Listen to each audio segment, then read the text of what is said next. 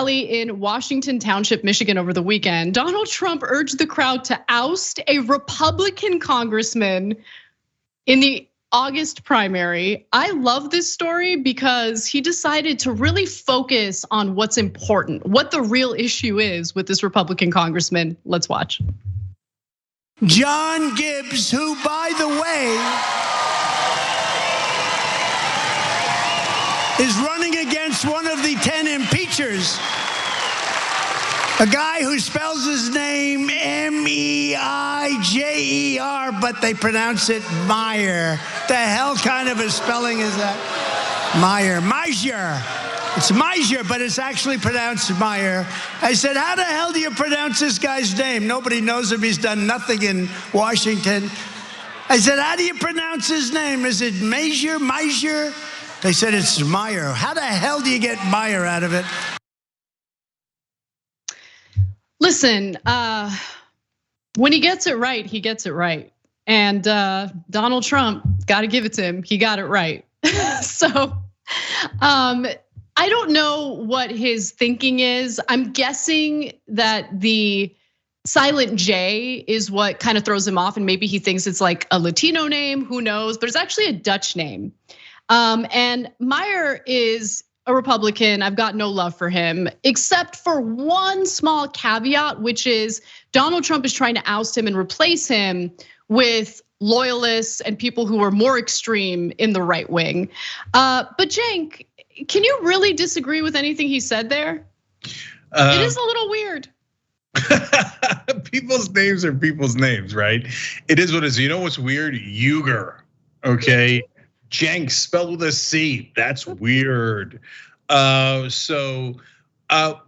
Anna, overall, the point is that he does these goofy things. Mainstream media looks down their nose at him and goes like, "Oh, can you believe he doesn't know that M-I-J-E-R is pronounced Meyer?" Right, with a monocle and stuff. But it's kind of a likable rant, right? Yeah, people like when he says that, and you go, yeah, that is a weird. It's not important, but in terms of content, but it is important in terms of being likable. Totally. I mean, sorry to interrupt you. No, you're absolutely right. It makes him super relatable because look, I'll admit myself, I always found the last name a little weird. Like I know it's his name. Like I'm not hating simply because of his name, but I didn't know how to pronounce his name correctly until today. I kept thinking it was Mayor. I never thought it was Meyer. I was a little smarter than that. But like I kept getting it wrong because it wasn't abundantly clear to people. It's not a common name and it is spelled a little weird for considering the way it's actually pronounced. So it makes Trump a little relatable. People might think like what a weird tangent to go off on during a rally, but those are the moments that his supporters love the most because he comes across as anything other than a polished politician. Yeah, and even coming across as a child is not so bad, right? Because people want entertainment and they want to be able to relate. And so is making fun of Meyer's name childish? Of course it is, right? But like here, like the most common one for mine name, and they think it's funny every time. They think they're the first one to think of it every time.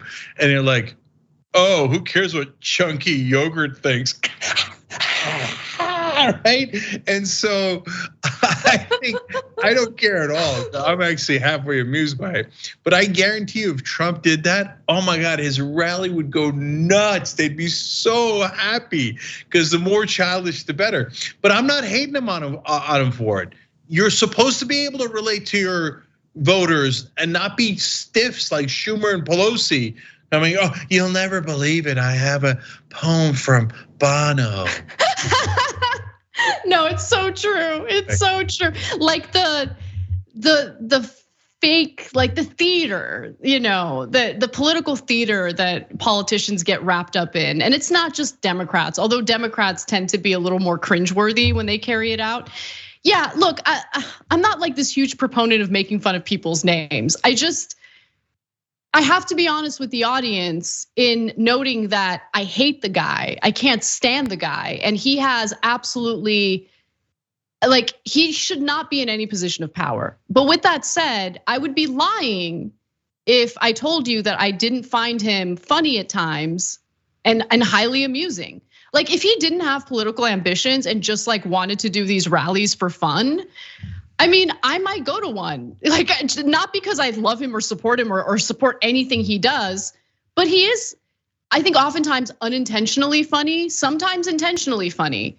And the fact that he actually cares to present himself as someone who's relatable, even though clearly as someone who's handed $400 million from Papa and then squandered it, he's not really relatable. I don't think most people have similar lifestyles to Donald Trump. But nonetheless, he cares enough to reach out to people on a level that they can relate to. Yeah, have you ever met two people more boring in your life than Chuck Schumer and Nancy Pelosi? No, I haven't. I haven't. I mean, they're the two single dullest people in America.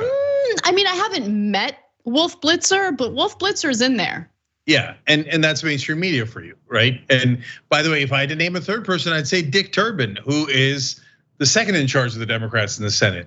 They're just deathly dull. So when you just get like a M-E-I-J-E-R, why is that Meyer, right? People are like, oh my God, that's so entertaining. Da, da, da, da, da, da. All of a sudden it's showtime, right? So it's not a high bar. Biden, on the other hand, by the way, is unintentionally funny. When he does those weird, like, hey, back up, Jack Whack, okay? Now Totally. Malarkey around the balarkey, bim bim bop, right? No. What? He was also unintentionally funny in his hot mic moment when he referred to Ducey as a son of a bitch. Yeah. It was like the greatest thing Biden's ever done. Like that was it. What they don't realize is they try to cover it up every time because they're like, oh, he seems like an angry old man. No, lean into it. People will be able to relate to it, right? Like, be cranky. It at least gives you personality.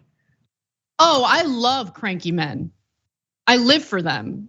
I mean, literally the only neighbor I have that I look forward to running into is Joe, who's like the oldest person living in our building. And he's so cranky, he runs away from me when he sees me because he's worried that I want to spark a conversation with him, which I always do. Because like, who doesn't want to have a conversation with a grumpy man? They're so much fun. So yeah, I agree with you. Yeah, and remember that, you horse-faced pony soldier, jack-a-whack, a bim-bop. Okay. I love it. It's so good. Yeah. Got that corn pop warrior from back in the day. Corn Pop was a bad dude and he ran around with a bunch of bad boys. But it's so nuts. Biden had a story about a guy named Corn Pop and how Biden wrapped a chain around his arm like he's in West Side Story or something. And it turned out to be true. Yeah. It wasn't made up. At least the Corn Pop part, right? I mean, when we found the obituary for Corn Pop, nobody was more surprised. Corn Pop was a bad dude. We're not done with Trump's rallies just yet. There was one other video that's been making its rounds online. So this is Donald Trump during one of his rallies over the weekend. I don't want to give too much away. Let's watch. Then they say Trump's friendly to Russia. Really? I'm the one that revealed the pipeline, Nord Stream 2. You never heard of the pipeline. Nobody. There's these crooked people back here. They're crooked as a $4 bill. Can't say $2 bill because they actually make $2 bills. Yeah, that's a crooked bunch of people back there.